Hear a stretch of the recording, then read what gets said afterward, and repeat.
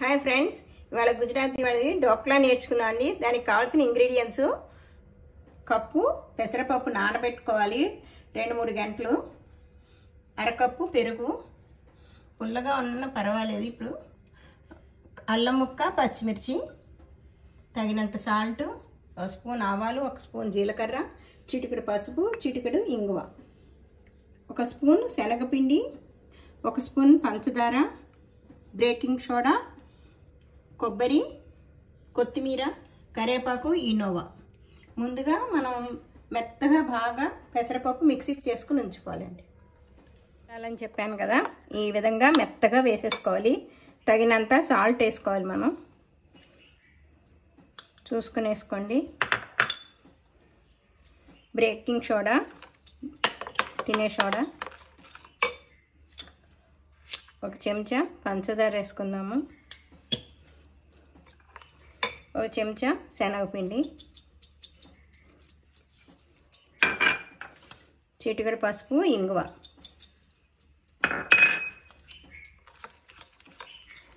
ఈ పెరుగు, అరకప్పు పెరుగు, అల్లం పచ్చిమిర్చి మిక్సీకి చేసుకుని ఉంచుకున్నాను. లేకపోతే చిన్న చిన్న ముక్కల కింద బాగా తరుక్కుని కూడా కలుపుకోవచ్చు. ఇది బాగా కలవాలి.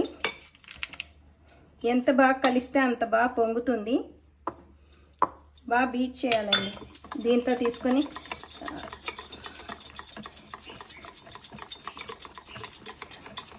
ఒక 5 సెకండ్స్ అయినా బీట్ చేస్తే, 1 సెకండ్ అయినా బాగా ఫ్లఫీగా ఉండకట్టకుండా, ఎందుకంటే మనం శనగపిండి వేసాం కదా, ఉండకట్టకుండా ఉంటుంది.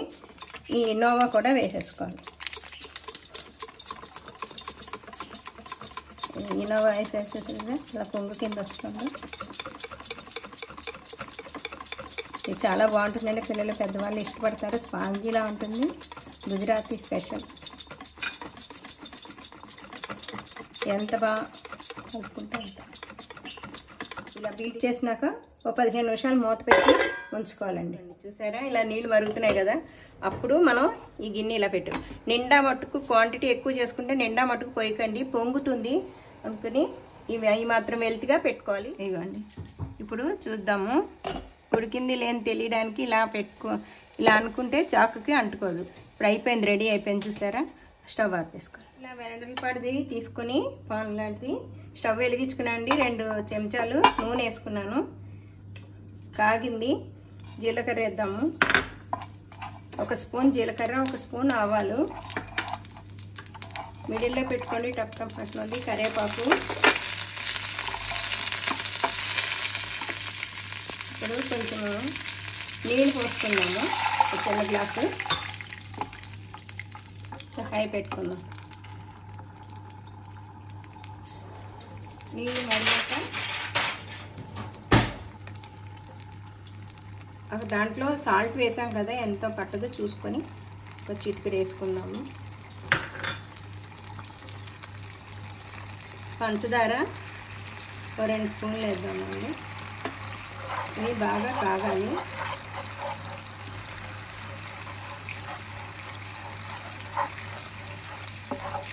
ఇందులోనే పచ్చిమిర్చి వేద్దాము.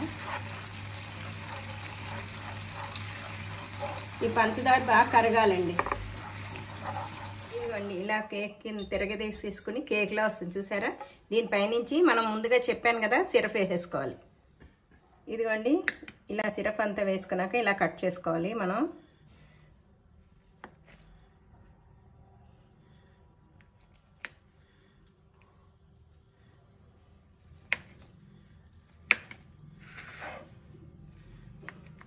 మన ఇష్టం అండి, ఏ షేప్ కావాలంటే ఆ షేప్ కట్ చేసుకోవచ్చు. స్క్వేర్ కట్ చేసుకోవచ్చు. ఇదిగోండి, పైనుంచి మనం పచ్చి కొబ్బరి తురుము,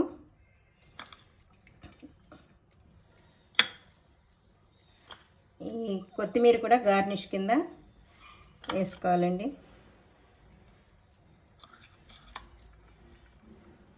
ఇదండి గుజరాతీ స్పెషల్.